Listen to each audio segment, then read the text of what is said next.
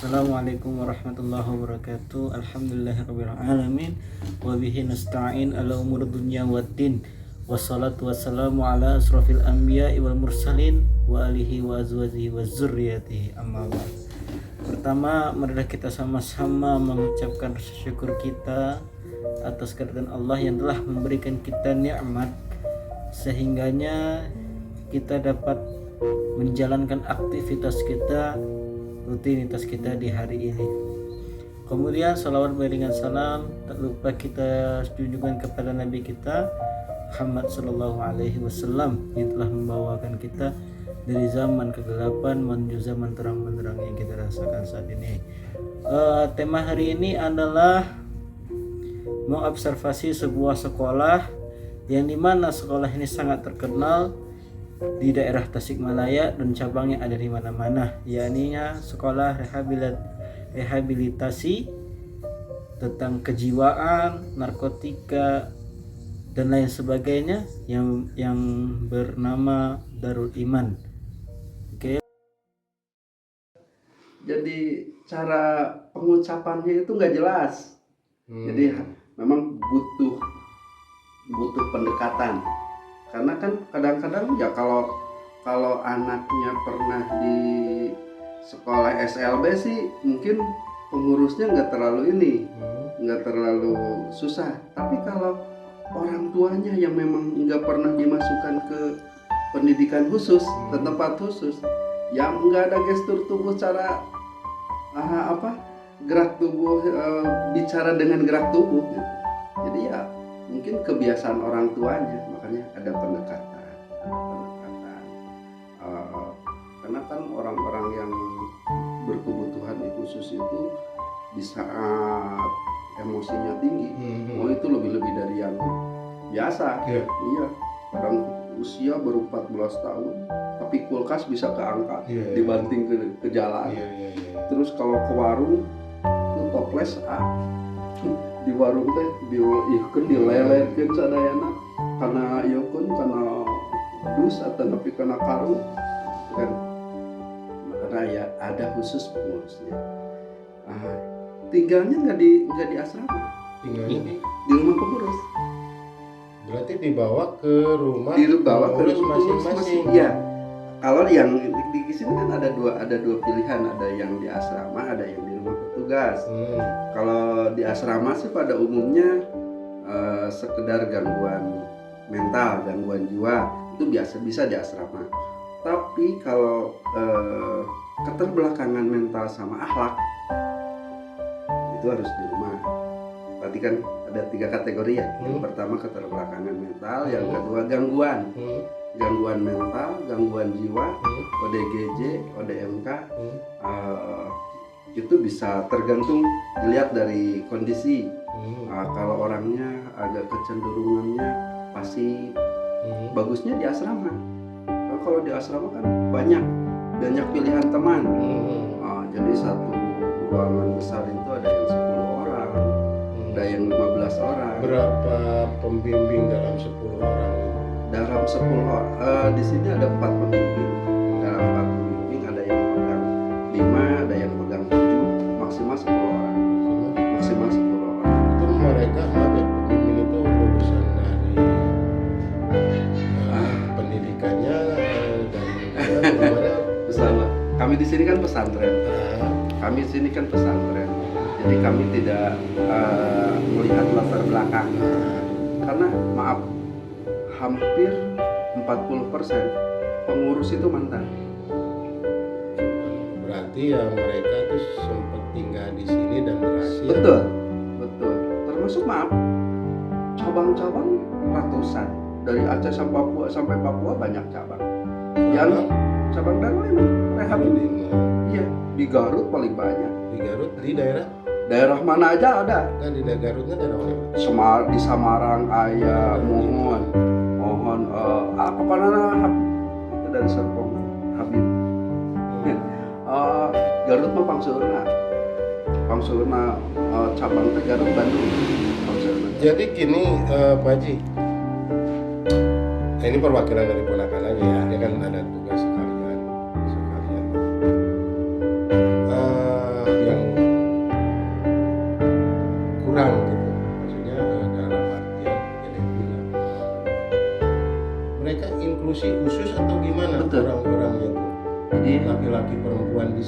Laki-laki yang ngerawatnya laki-laki juga, pembimbingnya laki-laki. Buat pendidikannya apa aja tuh yang Karena kami pesantren lebih cenderungnya itu apa membimbing kebiasaan baik.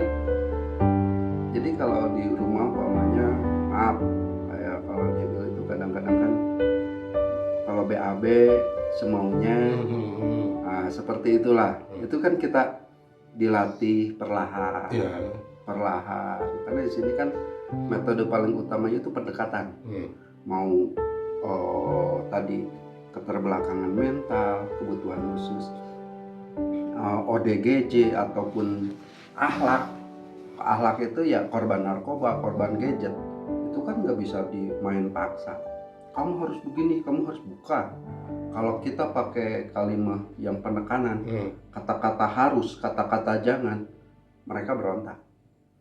Kalau mereka berontak, yang repot kan pengurus. Iya. Terus pengurus sebaik apapun dia ngasih nasihat, karena yang dinasehatinnya udah merasa jengkel. Ya, jadi makanya kan yang pertama itu butuh pendekatan. Jadi di tempat kami ini bukan mencari kekurangan kesalahan. Cukup keluarga yang mencatat apa latar belakang. Udah pengurusnya sebagai bahan aja. Sebagai bahan, ini permasalahannya apa, permasalahan itu bahan pendekatan. Di pendekatannya, kalau seumpamanya maaf, orangnya itu pernah terjerumus ke narkobanya itu yang levelnya bukan pemakai, pengedar. Kita kan tidak menyentuh hal-hal yang terlalu sensitif yang bikin dia malu.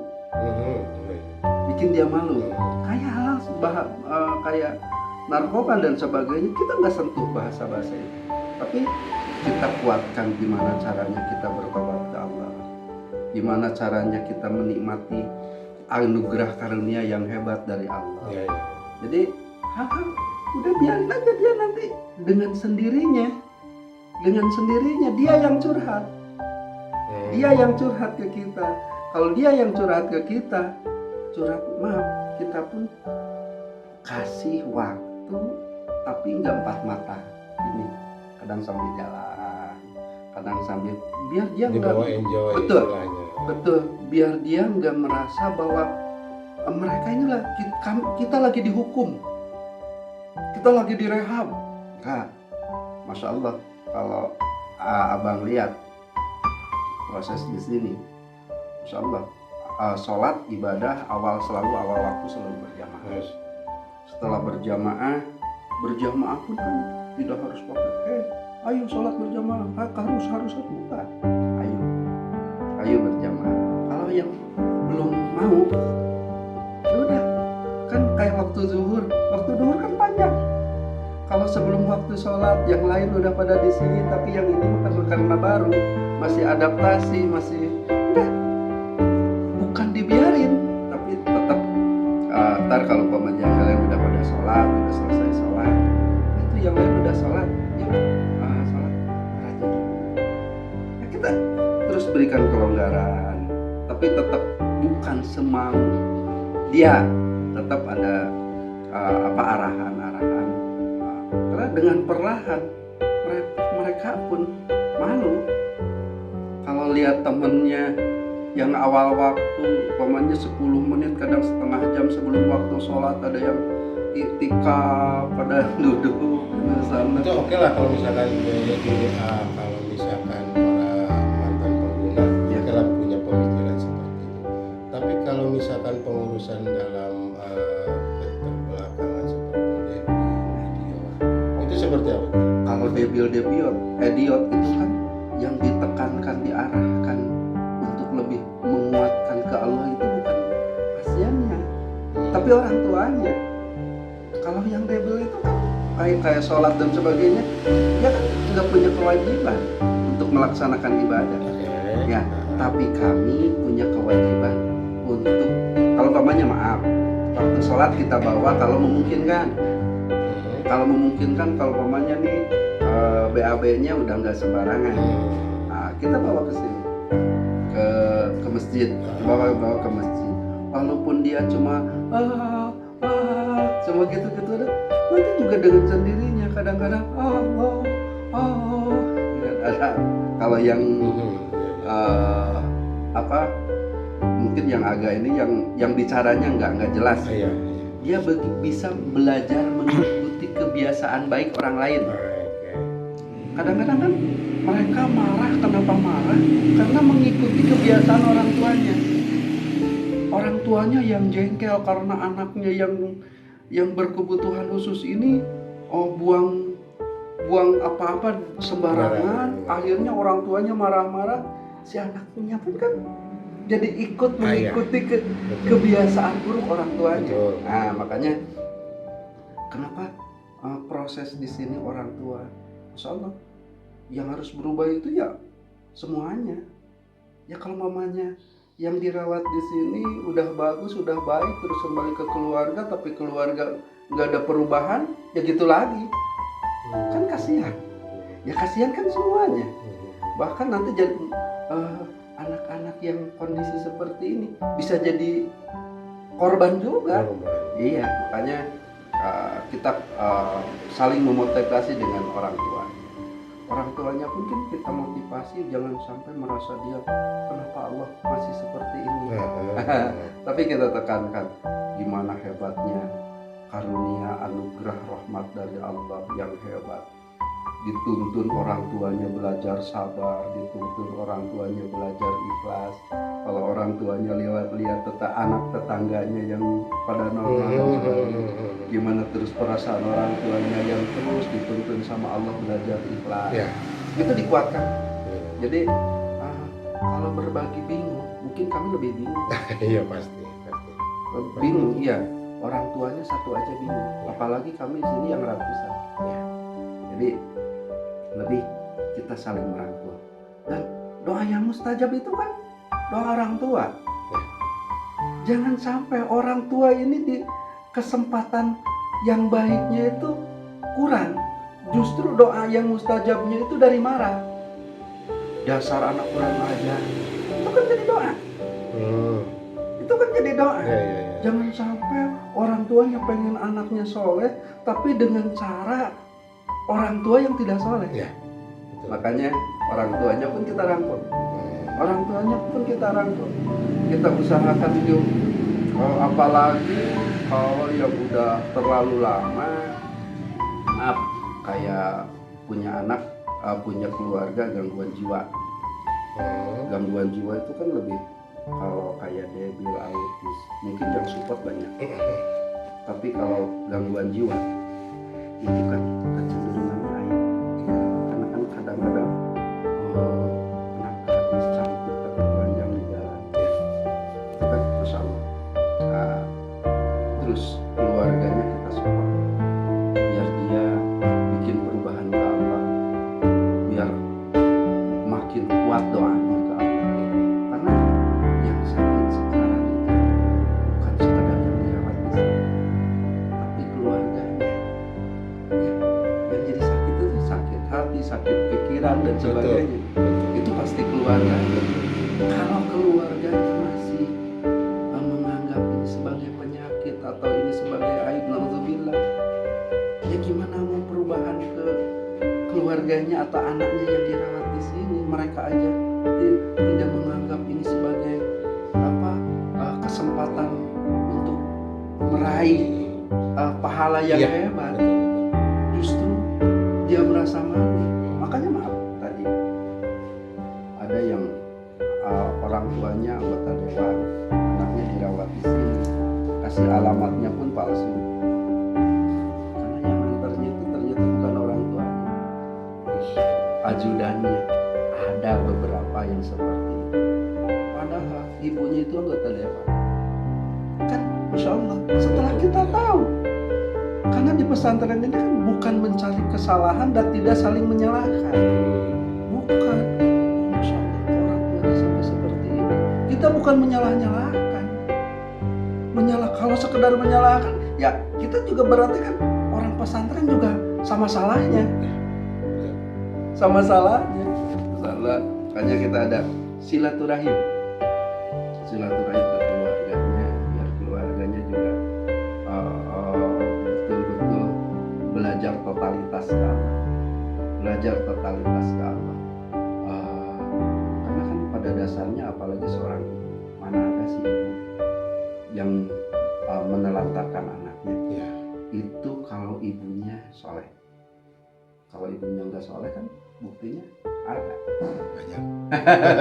Seperti itu. Makanya pihak pesantren punya tugas untuk tadi saling menguatkan keluarganya kita rangkul, bahkan bukan sekedar by phone lah, kami harus silaturahim ke keluarganya pun, walaupun cukup jauh, kami harus ke Lampung, kami harus ke Bangka Belitung, nggak apa-apa.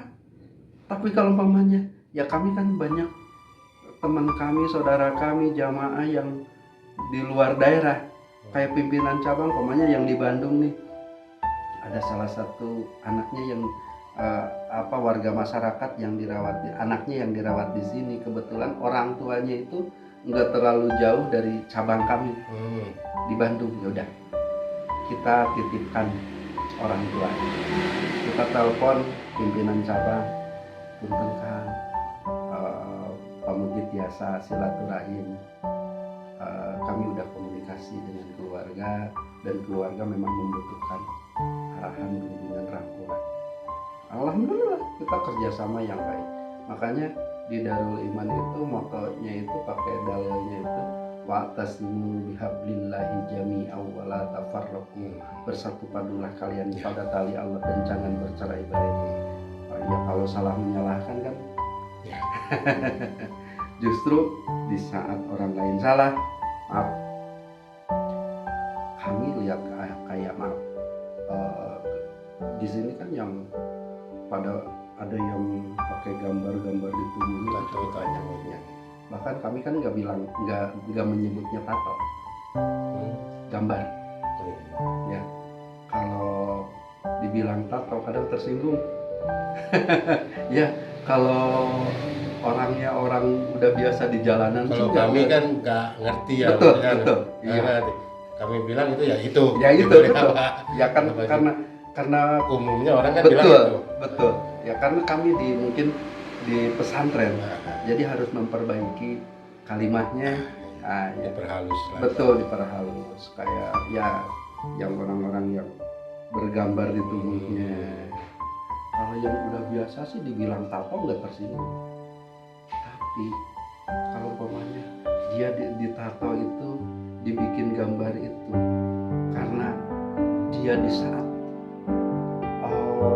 stres dengan keadaan sampai dia terbawa suasana lingkungan yang tidak baik, akhirnya digambar tersinggung.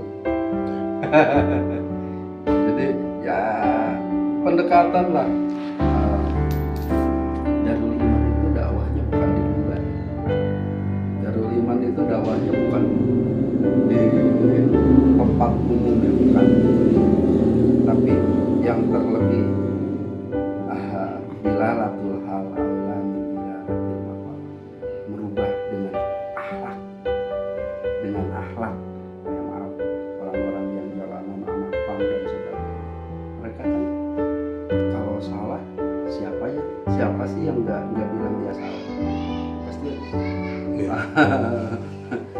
Tapi kami pihak pesantren kan tidak cukup menjas itu salah. Ya. Nah, makanya sebesar apa kepedulian kita untuk mereka. Nah, terus kalau udah yang terlanjur sampai kalau kata orang awam mah gila ya dan sebagainya, kami di sini kan tidak menggunakan kata-kata itu, kata-kata stres, kata-kata depresi, apalagi kata-kata gila buat orang tua, keluarga dan mereka yang itu sangat. Makanya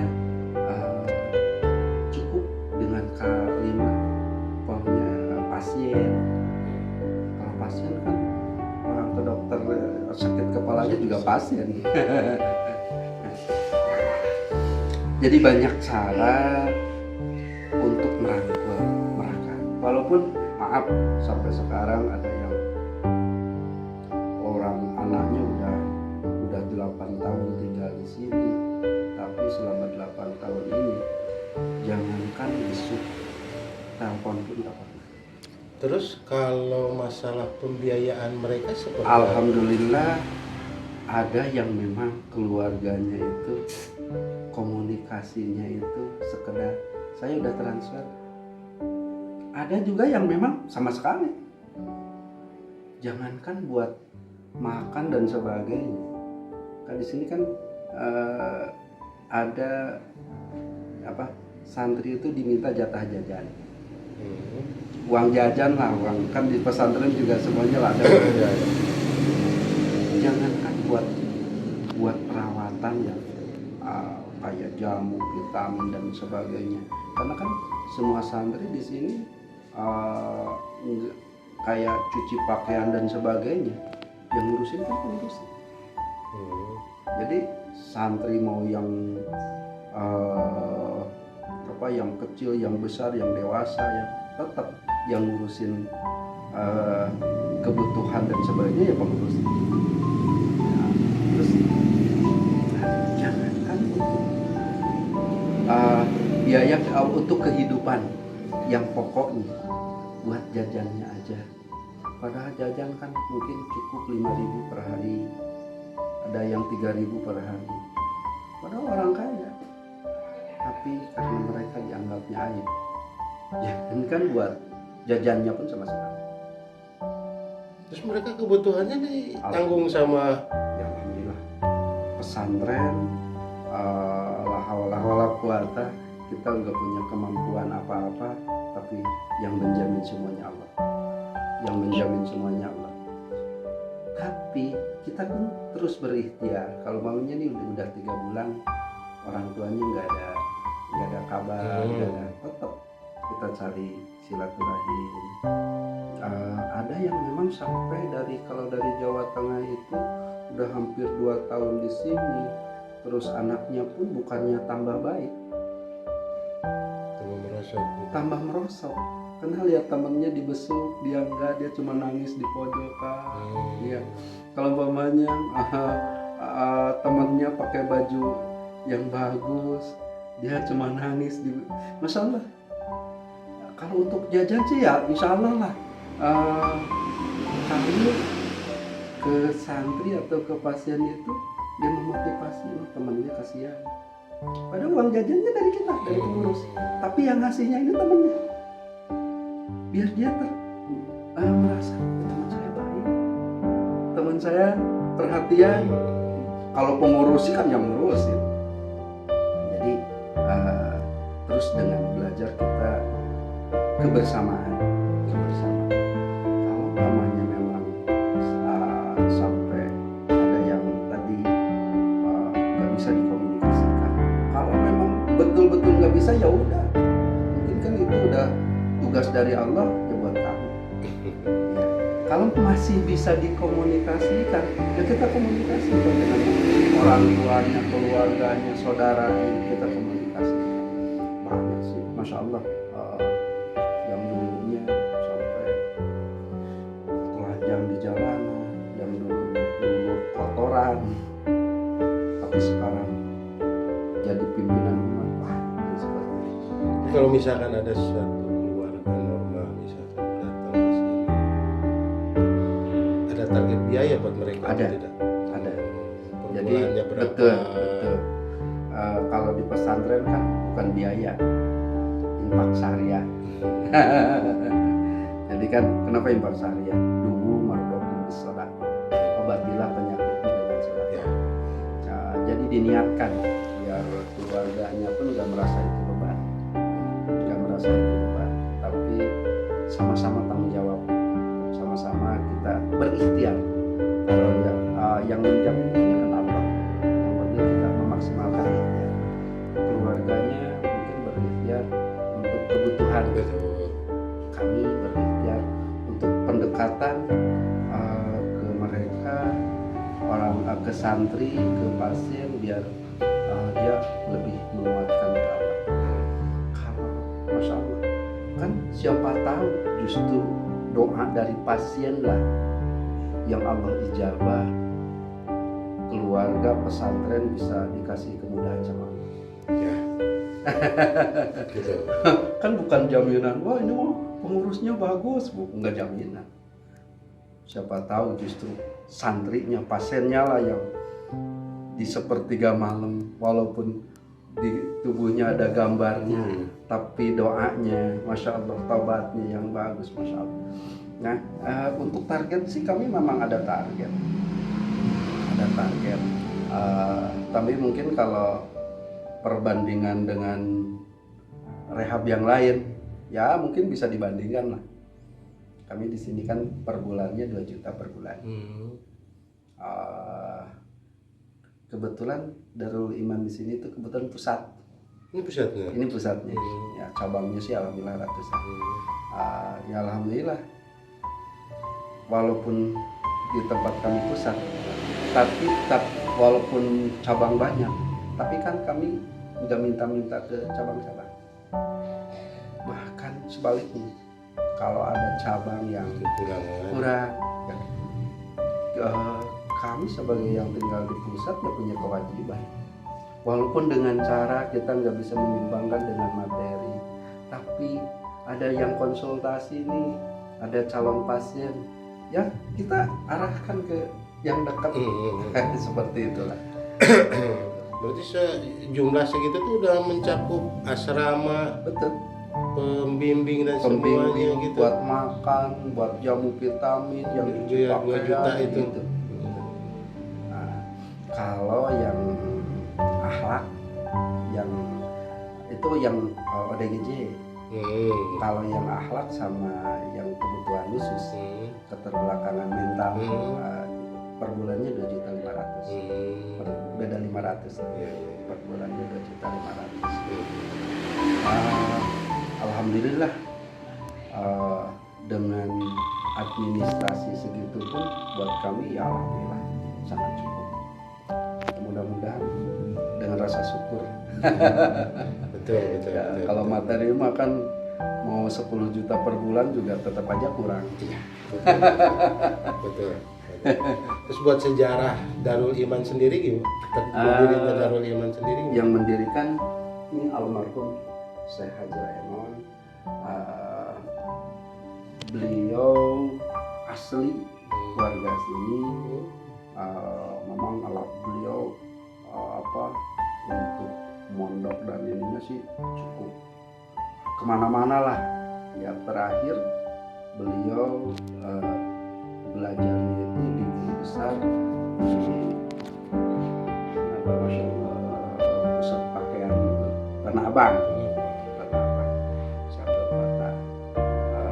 Kalau nggak sama Sahabat Fatah,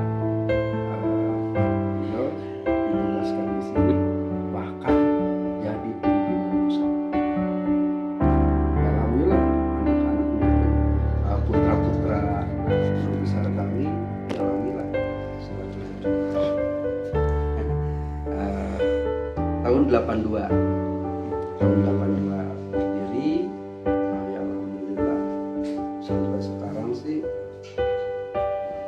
Beliau meninggal tahun 2001. Alhamdulillah dari cukup pesat. Ya alhamdulillah sampai mancanegara. Ya alhamdulillah. Karena nggak sedikit tadi pimpinan cabang yang dulunya pasien, yang dulunya dirawat. Kami kan kenapa beliau pokoknya ada santri yang jadi pimpinan cabang, bukan kami yang menugaskan, tapi Allah. Kan dengan banyak cara. Ada diantaranya yang tetangganya punya masalah, terus padahal dia dulu termasuknya ODGJ yang depresi berat ya, sampai telanjang. Karena orang tua, totalitas orang tua yang soleh, akhirnya Masya Allah, Allah solehkan anaknya. Allah solehkan anaknya. hal yang tidak baik, tapi mereka bisa membantu keluarga, tetangga yang dalam masalah. Sampai akhirnya Masya Allah, dari 1, 2, 3 terus puluhan, dalam akhirnya majelis, bikinlah majelis. Kalau mau bikin majelis baru laporan, baru laporan. Terus ada ininya Ya. Bahkan harus ada surat izin dan segala macam loh. Sebetulnya sih kalau dari izin dari kami nggak ada pakai surat, tapi pakai ijab kabul. Bahkan dari pemerintahan mungkin. Ya dari pemerintah harus, Ya, itu kan itu harus, resmi, itu tata tertib, itu harus ditempuh. administrasi. Betul. Kan namanya yang datang ke kami itu hampir 70% orang bermasalah.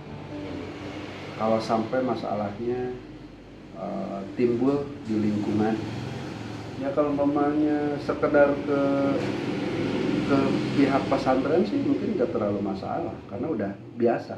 Tapi kalau ke tetangga, maaf, umpamanya ada pasien yang rusak rumah tetangga, itu kan ya kalau tetangganya nerima, ya kalau di kampung di sini kan satu kampung ini hampir semuanya saudara. Ya kalau di kota kan belum tentu, banyak pendatang. Makanya surat izin dan sebagainya itu harus, administrasi harus ditempuh. Bahkan ya yang lebih ininya harus yang lebih baik itu ke tetangga, karena yang pertama menolong dimungkinkan orang terdekat. Ya kalau umpamanya majelisnya kebakaran, kan umpamanya majelisnya di Garut ya kebakaran, kan nggak mungkin orang Sukabumi nunggu orang Sukabumi. Pasti tatangi nah heula. Makanya tatangi. Terus tadi tuh kalau misalkan ini ada yang dibawa ke rumah pengurusnya, kalau misalkan apa ya, kalau misalkan bisa dibawa ke rumah misalkan itu dibawa ke rumah pengurusnya. Kalau perempuan, laki-laki. Itu di daerah sini juga? Iya. Kayak di rumah depan. Ada. Ini rumah depan, rumah sebelah sini. Berarti semua itu rata-rata pengurus lah di daerah sini? Enggak semua. Enggak semua, ya ada 26 rumah. Nah itu berarti biaya yang sebesar itu tuh sudah termasuk itu? Betul. Sudah termasuk itu. Sudah termasuk. Buat pendidikannya, pendidikan Formal. formalnya juga ada nanti? Yang sampai kuliah di sini pun ada. Ada. Tapi kan kita ininya kalau untuk pendidikan formal itu kita kerjasama keluarga dan pihak pesantren. Tapi buat mencapai ijazah dan sebagainya itu nanti itu gimana, kejar paket itu gimana? Enggak. Kami kan kalau umpamanya pengen nih anaknya baru SD itu, baru keluar SD, umpamanya mau ke SLPP ya, ke SMP ya yang dekat aja. Yang dekat aja, nanti ntar pengurusnya antar jemput. Jadi tetap dimasukkan ke pendidikan formal juga? Betul. Karena maaf, kalau Bapak lihat Bapak Bulala, kan pasien. Kami berbaur. Di sini Berbaur. Kan nggak tahu mana pasien, mana pengurus, mana warga sini kayaknya. Ini Ustaz, beliau Ustaz. Beliau saya yang besar. Saya yang iya, berbaur dengan lingkungan. Ya, jadi bukan memanusiakan manusia, lebih ininya kita memuliakan. Soalnya yang menggerakkan kita itu kan apa? Mereka bisa ibadah itu kan digerakkan. Allah kasih prosesnya, perjalanan yang luar biasa hebat. Di saat orang awam yang nggak tahu bilang dia orang gila dan sebagainya, ada yang kalau mungkin korban narkoba dibilang anak nakal dan sebagainya, anak kurang ajar dan sebagainya. Tapi mereka sama Allah di pesantren. Kan kami bukan membimbing. Kalau membimbing terlalu keren, tapi kebimbingan gitu. Tapi kita mah sasaran, kabarangan. Masya Allah, yang menggerakkan mereka bisa belajar totalitas ibadah yang baik. Itu kan semata dari siapa? Ya kemungkinan besar paling terbesar doa solehnya orang, kesolehan orang. Yang tadinya orang tuanya yang bilang dasar anak kurang ajar, hapus kata seperti itu. Justru alhamdulillah Allah kasih kesempatan anak saya tinggal di pesantren. Orang tuanya bersyukur, lain syakartum la azidannakum, maka Allah akan tambahkan nikmatnya. Masya Allah.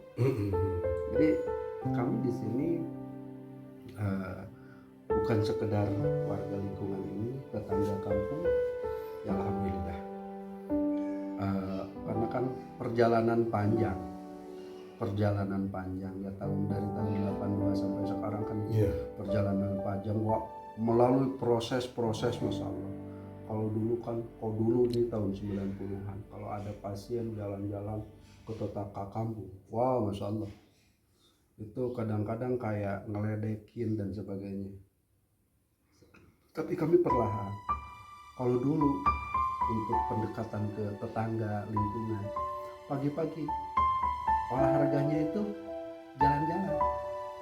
jalan-jalan ke lingkungan tetangga kampung, muter dari 6:30 muter sambil nyantai, terus perlahan kita arahkan dengan akhlak.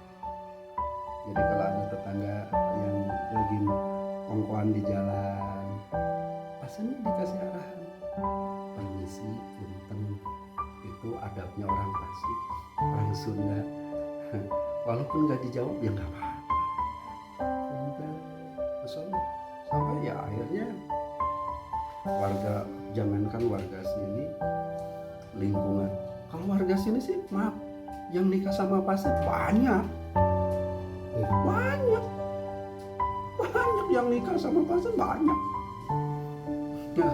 Ya alhamdulillah, tetangga kampung pun udah mulai welcome, penerimaannya cukup baik. Karena kami bukan merendahkan, bukan menghinakan, tapi kami meyakini mereka adalah dalam proses menuju kemuliaan. Jadi Masya Allah, masa kita kalau di hati kita menganggap mulia tapi dalam prakteknya jangan ke anak ini ya, anak iya mah pasien parah, justru keluarga pesantren memfasilitasi. Karena ya alhamdulillah yang nikahnya karena kan ada juga yang keluarganya, saya nggak sanggup kalau harus pakai pesta, kasihan dan pikirannya nikah sama orang gila.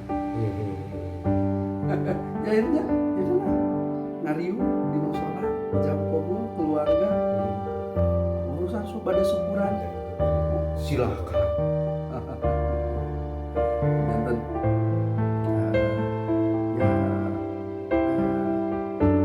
pihak pesantren memang jantan wadah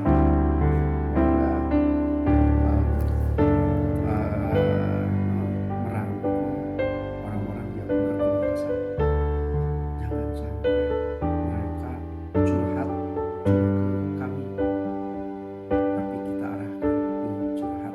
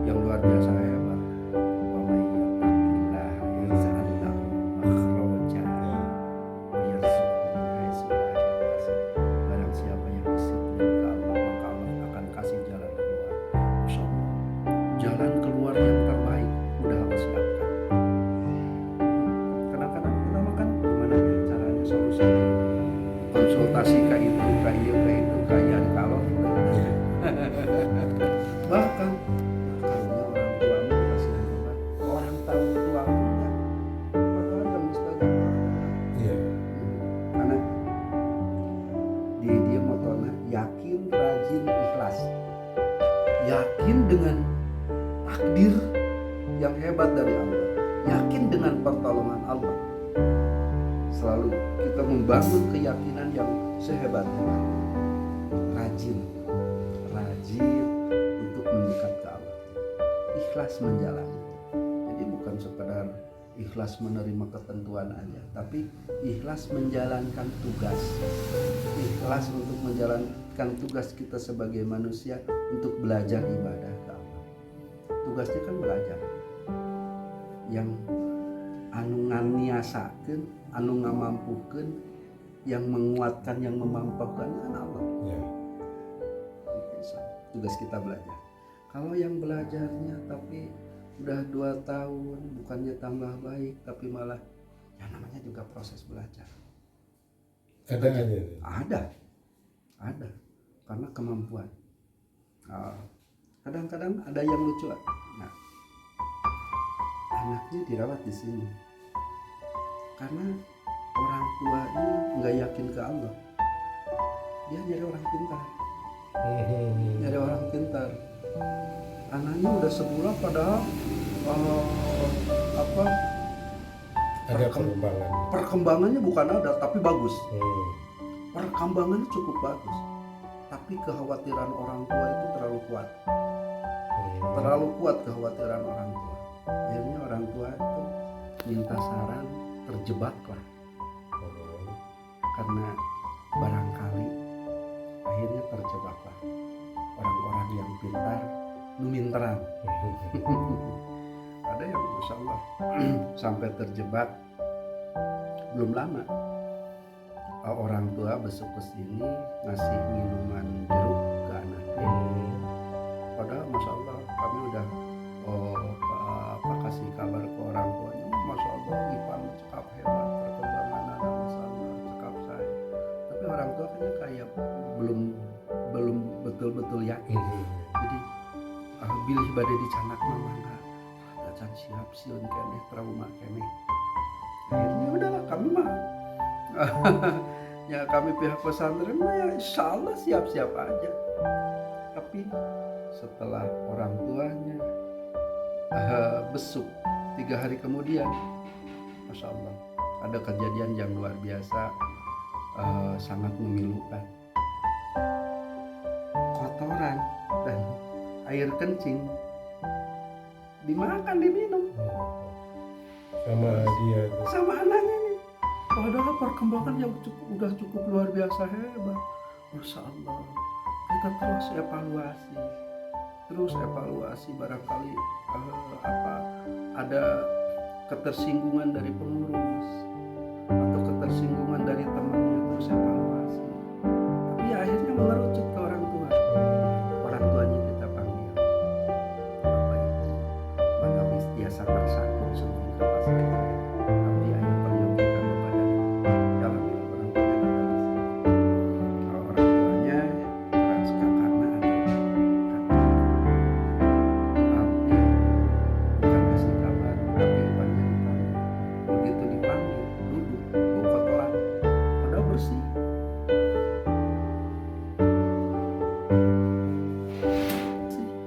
Tapi bau kotoran. Kenapa? Udah 3 hari ini kan nasi, kalau pamannya mau makan ternyata kotoran dia udah di kantong, diaduk sama nasi. Sama itu kan kami sampai akhirnya Ipan ini kalau keringetan bau kotoran, kita kan evaluasi. Terus orang tuanya kan menyalahkan kami, kok jadi kia, kok jadi seserian nyalira ketawa-ketawa sendiri lagi, kok jadi matanya kok nggak bisa fokus. Abi kan pihak pesantren, makanya pihak pesantren mengundang orang tua keluarga ke sini. Ya ini yang lagi diusahakan. Margi keanehan di api setelah 3 hari orang tua ke sini, kok anaknya bukan termotivasi malah ngedrop. Disebabkan saya sampaikan bahwa udah beberapa hari ini walaupun nggak setiap waktu, nggak setiap tapi kecenderungan sering kalau buang air kecil, buang air besar dikumpulin, air kecil air kencingnya diminum, BAB-nya dimakan. Masya Allah, kan orang tuanya sampai nangis, merasa bersalah. Kan saya katakan, terus kan seorang itu udah gara-gara si mama saling mencalahkan akhirnya. Akhirnya kan abi tetap ya lah gitu. Kalau pas saya bapaknya sareng ibuna malah guntrang dicampuran ku rakana jeung raina gara-gara mama nurut wae ka tetangga kan. Masya Allah. Saya lihat siapa nih yang paling tenang, ada kakaknya yang paling tenang, bawa tukang bakso ambil anak bakso, ayah naon Ustaz kamari teh cenah cai jeruk teh eta teh cenah cai papang si mama jeung si bapa dihijikeun da sahur orang pintar obatna nu kieu mah ku cai papang orang tua. Nah, Masya Allah, ya alhamdulillah Allah tegurnya itu di pesantren. Coba lah mau ditegur dia, mungkin kan terjebak lagi. Ya alhamdulillah mungkin cara Allah seperti segitu pada ngarangkul hamba. Akhirnya, Masya Allah orang tuanya tobat, minta maaf. Anu tadinya nyalah-nyalahkeun ka pihak pesantren, orang tuanya minta maaf terus tobat. Urusan kesalahan dosa sebuah lautan oke Allah bakal diampuni asal kita tobat. Kecuali satu yang gak bakal diampuni, innallaha la yaghfiru ayyushraka, Allah tidak akan mengampuni dosa besar. Ya alhamdulillah. Makanya orang tuanya kan aku punya kesempatan untuk lebih menguatkan ikhtiar supaya orang tuanya belajar tobat masalah.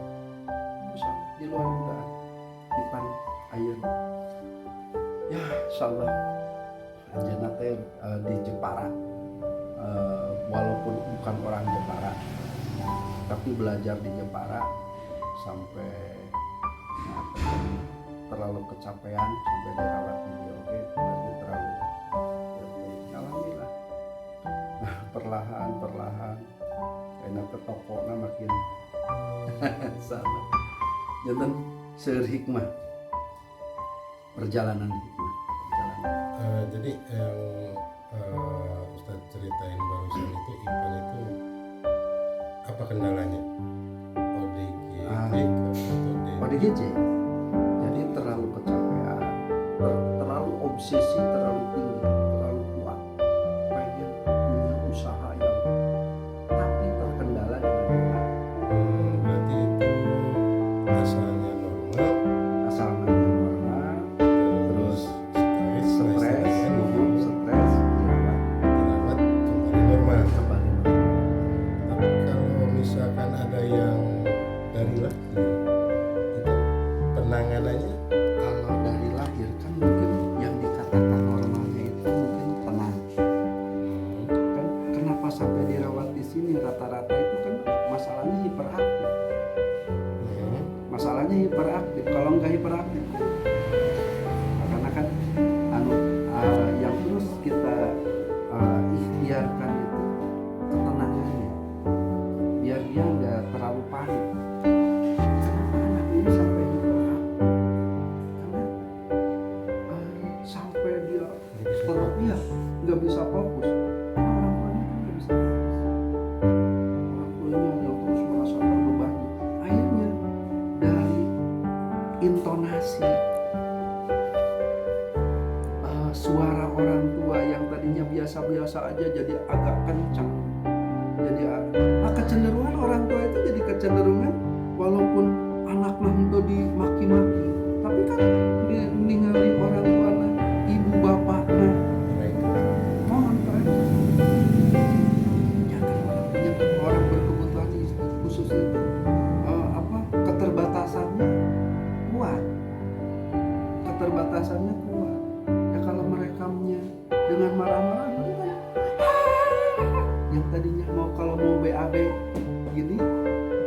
kok kaca. Orang tuanya kalau sekedar itu berarti mau buang air kecil atau buang air besar. Tapi karena udah mengkhawatirkan sampai kaca pecah digini, sampai pintu dijebol, karena kan dikurung sama orang tuanya. Orang tuanya dikurung, anaknya usia 18 tahun, tapi memang nggak bisa bicara karena keterbelakangan. Akhirnya pintu didobrak, marah-marah, kotoran di mana-mana, orang tua makin panik. Nah, karena insyaallah poin paling terutama orang tua. Biar orang tuanya kan menitipkan anak di pesantren, kalau anaknya normal nggak jadi beban orang tua. Tapi kalau anaknya nggak normal, itu kan orang tua jadi, aduh, ntar gimana ya anak saya di pesantren, aduh ntar gimana ya BAB-nya, ntar gimana makannya dan sebagainya. Kalau orang tuanya terlalu panik, anaknya juga sama.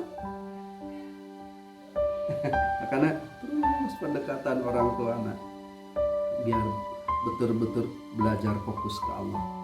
Ala bidzikrillahi tatmainnul qulub. Ketenangan bukan dicari, ketenangan mah diperbuat dengan cara banyak mengingat ke Allah. Zikir itu kan sanes bari sila wae. Emut kaputra subhanallah masya Allah, itu kan zikir. Emut kaputra enggal titipkeun ka Allah, emut kaputra itu kan sampaikan jadi beban emutan, bukan jadi beban emutan. Da moal ayeuna tiasa ngahalangan sepuh emut kaputra, da abdi ge moal ibu teu kenging emut, udah moal tiasa ngahalangan. Tapi di saat orang tua emut kaputra anu dirawat, orang tua belajar tersenyum dengan belajar yakin pasti Allah jaga. Ya Allah kan, kalau orang tuanya terus belajar tenang, anaknya pun tenang. Anu tadi mungkin panggil ibu, mungkin karena kita terbiasa dilayani ke orang lain. Karena kan ibu napan, anaknya masalah. Setelah 2 minggu orang tuanya kesini kaget, kok anak saya jadi kurus. Kan sahur ieu nage sahur uak nage, kapan ini dia jadi kurus. Nya abdi mah kapan balas nangis emang nya kemarin. Kenapa apa nggak dikasih makan? Subhanallah. Kan kita kalau sekedar menanggapi seperti itu kan jadi pasean. Kita berusaha walaupun orang-orang uang jajannya mana tadi ningali di uang ya namanya seorang ibu ada anak banyak bari dicanak wae putra nya akhirnya baru di bawah 2 hari orang tuanya udah nganterin lagi ke sini. Kenapa? Karena Masya Allah menikmati seminggu tanpa anak ini di rumah, raka naraina tenang nyaman, parabotan teu aya nu pecah, teu aya nu suka kembali lagi ayeuna tuntutan tirakana tiraina kos mama ka ditutkeun deui cenah abdi kana tiasa. Alhamdulillah bawa kesini lagi, terus alhamdulillah sampai 3 bulan itu kan berat badan teh usia 18 tahun tapi berat badan 80 kilo. Kalau di rumah mah apa aja dimakan. Kalau di rumah mah ke warung tadi ngambil makanan apa aja. Ya orang tuanya punya perusahaan kan apa aja dia. Jadi obesitas. Kalau menurut kami mah itu bergerak. Da ukuran lah. Pamina 60 atau nepi 65 atau 70 kilo mah masih kena standar. Tapi kan tangan ibu mah, wah, kok anak saya jadi kurus. Padahal pun begitu di canak jalan, anu tadi paling 10 meter bosan. Kemarin dia belajar disiplin, ada kebiasaan. Walaupun bukan olahraga berat, cuma jalan-jalan. Cuma jalan dari rumah pengurus ke pesantren ke musola. Walaupun nggak sholat, cuma liatin. Kan orang tua anaknya, kan orang tua, masya Allah, kok sekarang udah bisa. Jadi abdi ge poinnya, kunaon murang kali ibu hebat. Sebab ibu terus berikhtiar anak hebat. Ya. Tugasnya ge ikhtiar. Kan itu khusus untuk ODGJ. Yang paling ini sih gangguan itu kalau korban gadget, korban narkoba itu pun Masya Allah. Korban gadget maksudnya? Punten. Game online ada yang sampai terus punten. Kalau terlalu siang malam main gitu, otaknya tuh tas otak gini. Akhirnya kan kurang kali jadi hiper, jadi aneh, konsep naik karena suhunya terus teriak-teriak. Pesawat, senjata. Ada yang seperti itu sih. Ada yang sampai nggak sadar. Misalnya, itu kan misalnya berarti sarap-sarapnya pas dengan respon baik dengan suasana lingkungan, tapi karena terlalu fokus merespon, Ya. itu kan Masya Allah. Pemisahan tempat di sininya gimana, Ustaz? Kan ada pengurusnya khusus, dan kan ODGJ pengurusnya khusus, gangguan mental pengurusnya khusus, akhlak pun Tergantung. mohon yang tadi disamikeun masa non ari nu akhlak mah kan normal, nu akhlak mah kan korban narkoba, kenakalan terus 3 tahun yang lalu mah banyaknya LGBT, lagi musim LGBT, banyak LGBT. Untuk kami LGBT pamina cewek tapi hoyong siga cowok seperti saat cekak gitu, terus dia tadi dikemben supados payudara rata, obsesina pengen resepna ka istri dari perlahan. Itu kan kami terlalu sering sasarnya sarang yang lain kan yang begitu menular. Makanya punten harus pintar-pintar pengurus. Iya, upami dihijikeun sarang nu kitu deui janten komunitas perkumpulan. Makanya masalah supados teu menular, supados dah punten niru gayana moal. Kadang-kadang bari niru gaya-gaya moal. Tapi sama diusahakan LGBT harus satu kamar sendiri. Kayaknya dihijikeun sareng harus. Kalau yang narkoba bisa korban narkoba bisa nyatu sama sareng dan lain-lain. Tapi khusus LGBT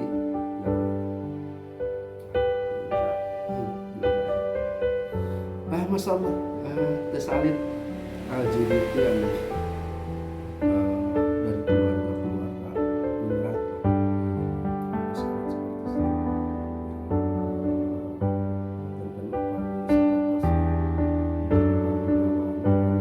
aktivitas hebat. Mungkin kalaupun nggak punya aktivitas harus di komunitas karena punya aktivitas tersalurkan aktivitas dan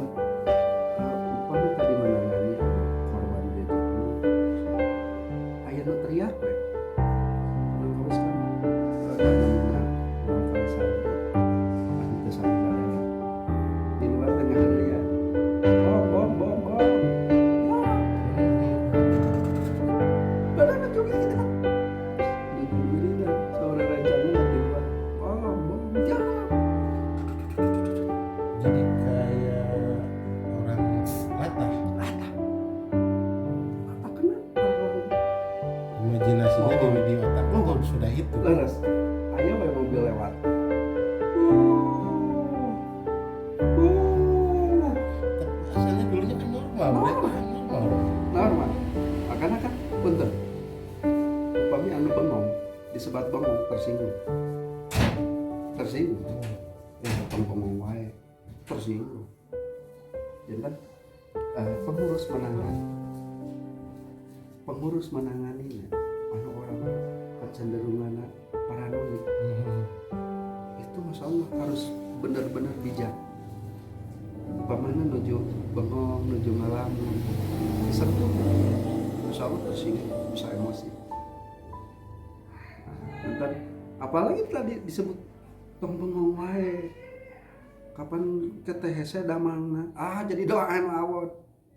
Kalau bengong, panggil aja, pamana namina Iwan pamana, Wan, dia bantasan kedap, padahal teh aya perlu dibantu. Tapi untuk mengalihkan perhatian, jantan kamu orang anu yang harus pintar-pintar mengalihkan perhatian. Kami nyarios, kami ngobrol, kadang-kadang flashback selalu berputar-putar, berulang-ulang menceritakan masa lalu, pengurus pun harus jeli. Ini yang jadi penyakit, dia nggak bisa menata ke depan, karena upami nuju menceritakan, alihkan cerita teh, tarik cerita teh, pamana sami-sami fokus. Anjeunna fokus menceritakan, pengurus fokus ngalihkan perhatian. Berarti persentase misalkan orang itu bersama pengurusnya sama teman-temannya ini di level apa ya, seperti akhlak di level akhlak itu persentasenya gimana tuh Ustaz? Maksudnya persentase waktunya kami kan berbaur kan di dia mah terus memahami bahwa di dia mah teu aya senior teu aya junior teu aya ieu mah pengurus abdi ge sabantal sareng pasien. Padahal pasien teh anu temperamen tidur berdua sareng pasien. Janten berusaha pendekatan. Janten anjeunna nyaman sareng saha? Janten ditingali kondisi anjeunna nyaman sareng saha? Pamana ya. Padahal dirawat teh di abdi. Ayeuna abdi tapi nyaman sareng putra abdi. Paman, yaudah abdi ngasih arahan teh ka putra abdi. Kalau ke omah teh ya arahan. Janten anjeunna merasa nyaman walaupun anak kecil. Tapi terus ada rasa nyaman. Ku abdi mah sanes teu nyaman tapi segen pamina. Segen berusaha pendekatan dengan cara bagaimana diajak pamina abdi bade ngajemput pasien ke Bandung ajak ya hanya jemputan ke Bandung ajak pamina keluarga dia bade aya acara ya ka mertua ka Pangandaran ajak dengan dia tidak merasa dibuang terasingkan tapi merasa masalah dan dirangkul ya persentasenya memang teu sami karena kadang kali kan calik di bumi abdi sareng raya abdi mah abdi pengalaman ku masjid bumi abdi karena masjid raya bumi raya tapi da di raya abdi teh aya rerencangan anu satipe terus rerencangan anu satipe sareng raya abdi mah kan makanya sareng kayaknya makan di Padang. Abdi tadi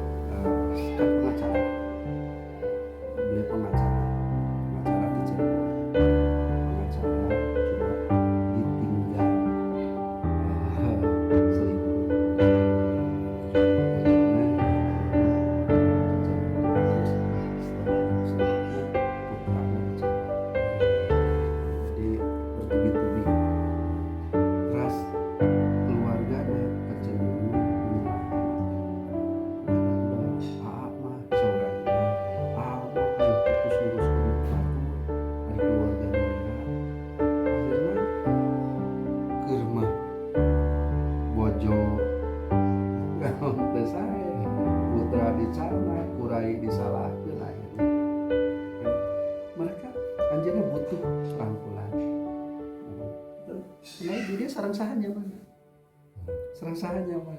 Dan, tapi tetap saada kumargi Allah masihan tugasna ka abdi sanos salik diraih abdi tetap abdi karai berusaha tetap pendekatan akhir harus ke abdi itu kan berusaha supados anjeunna sareng abdi teh teu segen teu terlalu kaku perlahan itulah pengen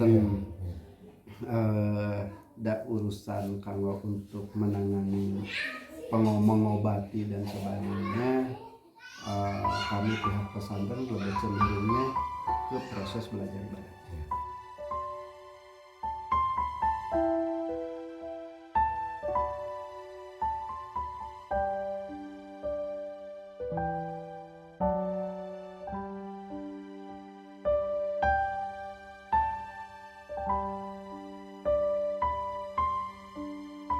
Mungkin cukup sekian pemaparan dari guru kita.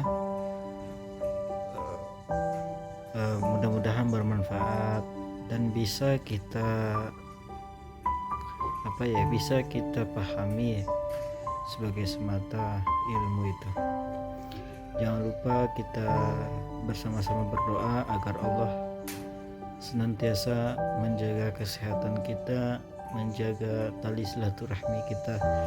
Mungkin hanya ini yang dapat kita paparkan, kurang lebihnya mohon maaf. Wabillahi taufiq wal hidayah. Assalamualaikum warahmatullahi wabarakatuh. Jangan lupa kita like dan subscribe. Terima kasih.